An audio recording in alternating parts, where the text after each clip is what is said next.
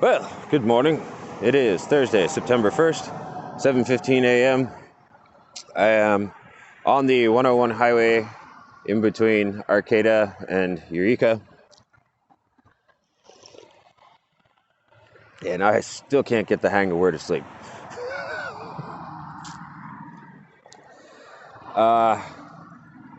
For some reason, I thought I'd be okay sleeping next to a highway again with the cars going by, but that actually kept me up all night long.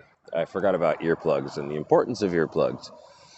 You need earplugs if you're going to sleep by highways soundly in any way, shape, or form. And it also doesn't help if you're on a bike path. I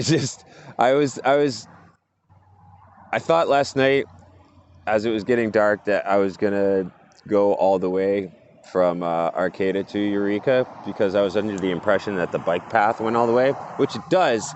But at a certain point, it actually becomes a bike lane on the 101 highway, which at night with two dogs, when I'm tired already, didn't sound like a particularly good idea.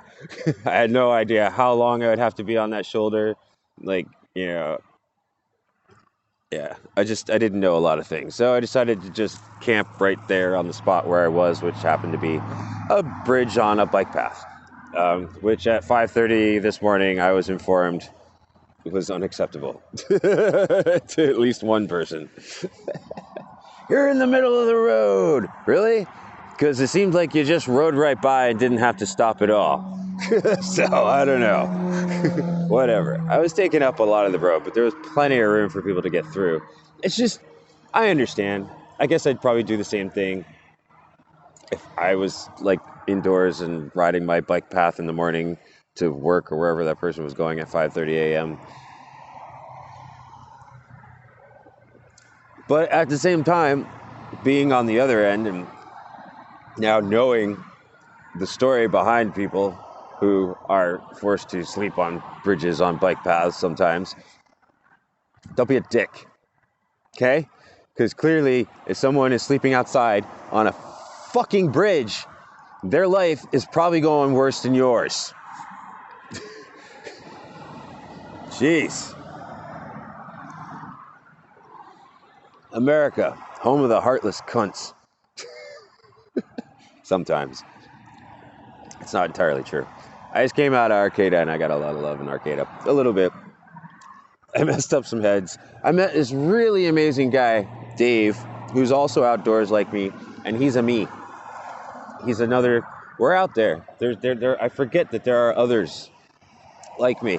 Lives in the woods, doesn't talk to anybody, watches documentaries all day long, really has a good, solid, rational grasp of what's going on in this world.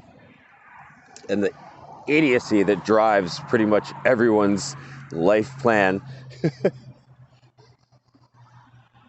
So it was really refreshing. We had a really long, good conversation, and I wish he was one more thing that made me think, hey, maybe I should stick around here a little while longer. But I am going to Mexico. So I went to a food pantry they had in Arcata yesterday, which was awesome. Their bagged lunches that they do daily are toxic and not to be consumed by humans or animals. I wouldn't even give it to my dog. It was disgusting. There were some good yogurts and some Atkins peppermint patties. But then there was this like hot dog bun with this banana peanut butter mash. And like, I've got teeth problems to begin with. So they're hypersensitive, but it tells you something when you put a food in your mouth and it just instantly makes your teeth ache. Like full power toothache pain. It's just yikes. Some of the stuff it's really strange. It's different everywhere you go as far as like services for homeless, for people who are outdoors. I struggle to term myself, like I group myself in with them when I'm out here with them because and nobody likes to have a condescending prick walking around acting all holier than thou, you know, and say, you're homeless too, asshole. Like, yeah, got a point. But I ran into some really interesting people, like Dave, that guy Panda, But then I tried to get into a deep conversation with him about, why things weren't going so great for him, and he wasn't ready for it, so we're not friends anymore. Not my choice, but I understand it. I respect, that people got to deal with shit their own way, how they want it. So when he was like, yeah, I could tell. I was like, you want me to stop talking and go away? He was like, yes, I do. And I was like, okay, and I left.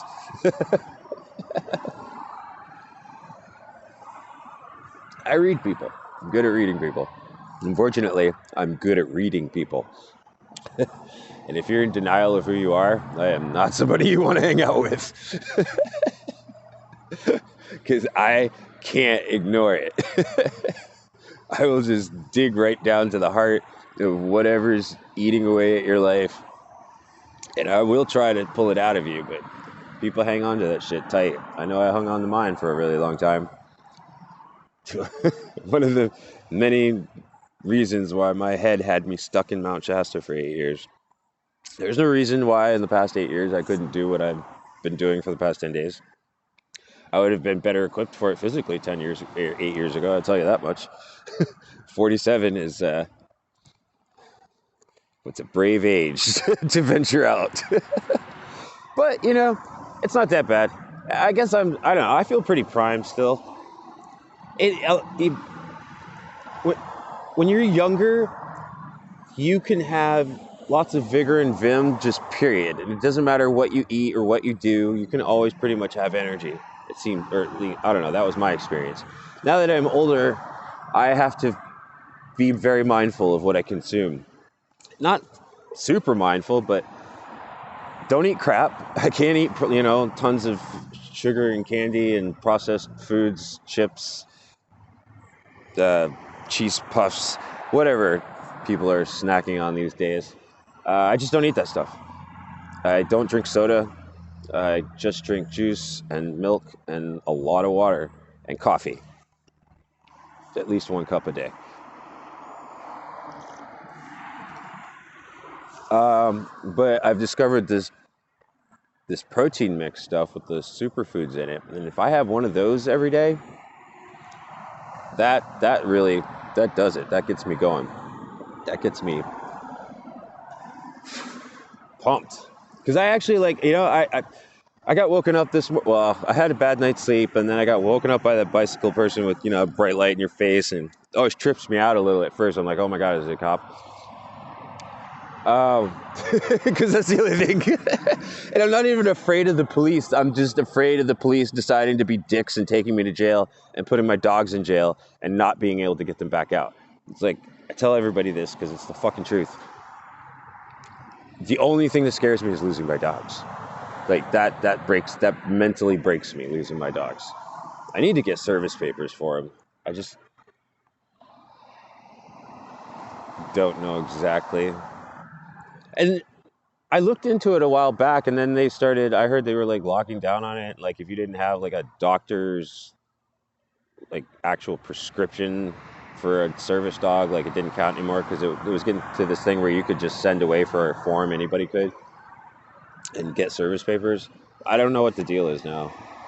They're pretty cool about dogs around here. Like the guy getting on the bus from Willow Creek, from Willow Creek to Arcata. The bus that I took to get there, those people were just like, yeah, you can bring dogs on, no problem. But then that guy, when he pulled up, I was like, can I bring dogs on here? He's like, are they service dogs? And I was like, I can't live without them. He's like, are they service dogs? I was like, I really need to have them, but are they service dogs? Almost literally winking at me. I was like, yes, they're service dogs. All right, cool. So there's that. Arcata is such a weird place. I guess every place is going to be weird. This is going to be such a crazy journey for me. Because I'm a hermit. I'm a fucking hermit, okay? I tell everybody, this is God's honest truth. I didn't leave my house but maybe once every 2 weeks to go get groceries.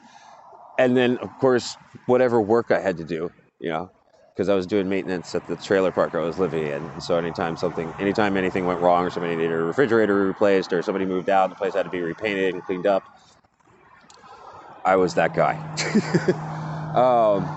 And so that was the only time I ventured out. That was it. I had no social life. I tried hanging out with a few people here and there, but the whole reason I was in a van with my dog traveling alone was because I wanted to be alone. I just wanted to be alone. But then I got stranded there, but I found myself inside, and as always, I make the best out of any situation. I started building the computer and started playing video games and having lots of, substance fun. Smoking pot every day as usual. Just, getting high and playing video games all day, every day, because I had figured out the world to a certain extent, at least enough to understand it was really screwed up. Not really anyone has any idea what's going on. And there was definitely, as far as I could tell, nothing I personally could do about it. And it still hadn't, the whole idea of, the importance of money and finance and, building some kind of future for yourself in that regard. You have to do it if you don't want to be outdoors. And you don't want to be a slave to someone else's dream, It's like you're either building your own dream or you're a slave to someone else's. And I don't get mad at the people who have the dreams and hire the slaves, because the slaves want to be slaves. They want to work for somebody. They crave that sense of security it gives them, knowing they have a steady paycheck and they'll always have food. And that's just it for a lot of people on the planet, apparently. And it's not my place to upset, change, condescend, look down on, or otherwise disrespect that order that exists and has existed for, near as I can tell, thousands and thousands of years, if not longer.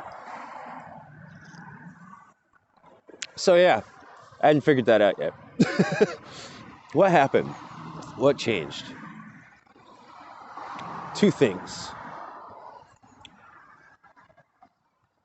One, I got therapy. But before that, I discovered the book Rich Dad, Poor Dad, and I just kind of wandered into, and also J. Abraham, but Robert Kiyosaki, who wrote Rich Dad, Poor Dad, and then J. Abraham, who's a motivational, he's not really just a motivational speaker, he's actually like a business consultant. Now he's a very, very interesting person. He's like a real life The Wolf from the movie Pulp Fiction, except he does business, just business, as far as I know. Anyway,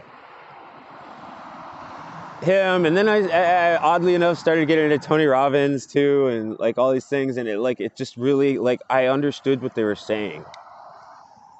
And I realized that the things they were describing that someone needs for success, I have ingenuity, I have creativity, I have persistence. What I lacked was will to apply myself in any way whatsoever, because, and this is where the therapy was the second part of getting me back out there and trying to do something with my life instead of just vegging away. Not that there's anything wrong. I had a really good time getting high and playing video games. Don't get me wrong. When I do something, I do it right. And I'm doing it because I'm having fun doing it. I love video games. I still love video games. I miss video games right now. And I wish I had bought a laptop too to bring with me so I could play them a little bit more. Just check in on my GTA 5 character every now and then. And my Red Dead Redemption character every now and then. And, play a little Destiny 2 every now and then. Just for like an hour once a week or something. I miss it so much. But whatever. Fuck it. Now I'm more motivated to get to where I need to be, right? Yeah. Because that would sidetrack me. So, whatever. I had no desire. to do anything other than that, because I was still dealing with the programming of being born into a family that taught me the world was going to end any day. That people don't really get like what that does to you. That's the first from birth. While I was still in the womb, that's when my mother was teaching me. My mom was really into it. Like, she really drank the Jehovah's Witness Kool-Aid hard. And my dad just did whatever my mom wanted because he loved her. Yeah, God bless him. Great couple. They belong together. But fuck them for bringing me into this world. What the hell? They gave me nothing but the understanding that this world that I lived in now was a complete waste of time, and there was no point in securing any kind of future in this world because God was coming any moment to destroy it all. And that was the first 21 years of my life. And that sticks with you. And what that did to me was give me this impression in the back of my head that there was never really any time to do anything. So why was I going to try and build any kind of future for myself here? It's all going to go away any second. And like when I first left, I didn't leave thinking it was definitely wrong. I left thinking it was, still conceivably true. And I was just a bad person and not meant for God's paradise. Because I like to do all the things that God thought was bad. Which for me was mostly just, sex and watching rated R movies. Going to clubs. Being a human being. Oh, that's what I was taught was evil. So I spent the next 20 years getting over that shit. And that's where that therapist was key. Because I'd never, in my 40s, well, I was 46 when that happened, because that just happened.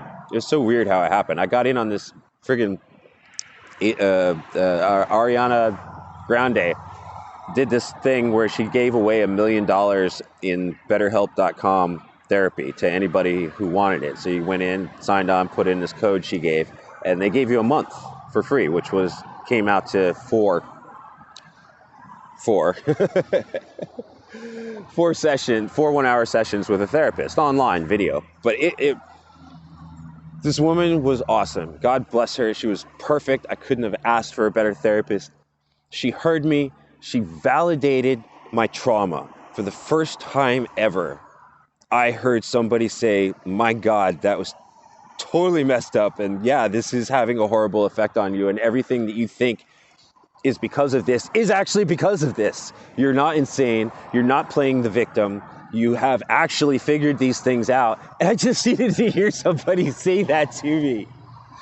And that makes such a difference. It makes such a difference. Oh my God. It was like that was the weight off my fucking shoulders. Because I thought it was me. I was really bad. I thought I was really evil. I thought there was something wrong with me and that I fucked up and that...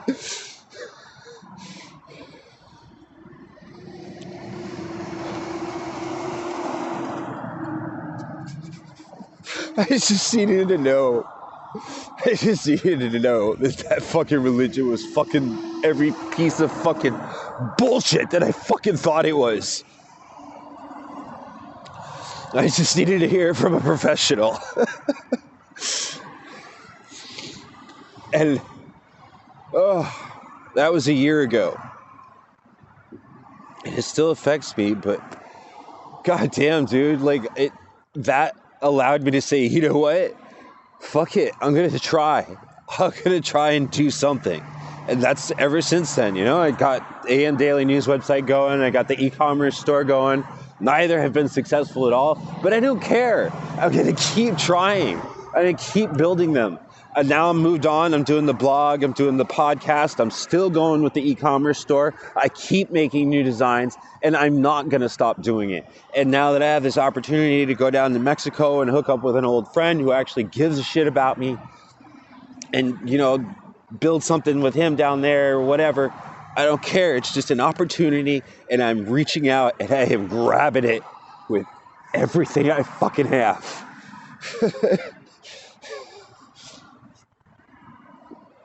Because come hell or high water, I am going to make the most of everything I have available to me. And as far as skill and ingenuity and purpose and persistence, I am an infinite well. An infinite well. God damn it. I'm gonna do this. Fudashi Fat. Oh, well, I lost the domain because I couldn't afford it anymore. I only had it for a year. So if you want to help me, I could do some money to renew my domains. But I'm still up at.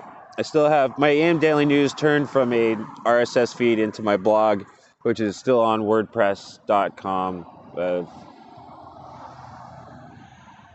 AM Daily. Yeah, just look up AM Daily on WordPress. It's all in the links and stuff.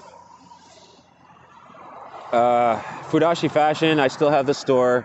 If you're watching this on my blog anyway, the links are there. I'll put some links up or something on that when I edit this. Yeah, so that was it. So motivational speakers and BetterHelp.com therapy.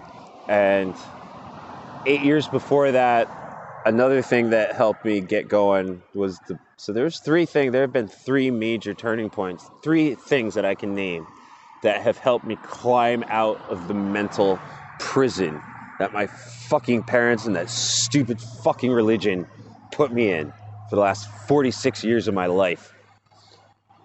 This is my first year of freedom from that. This has been my first year where I feel like I can just be me and just do it. Like, what are you going to do? I don't know exactly, but I'm building something. It's going to be a business. It's going to be profitable. And hopefully, eventually, in some way or another, it will make the world a better place. Because I'm into that shit. I like having fun and making the world a better place. AM Daily. Please like and subscribe and have a lovely day.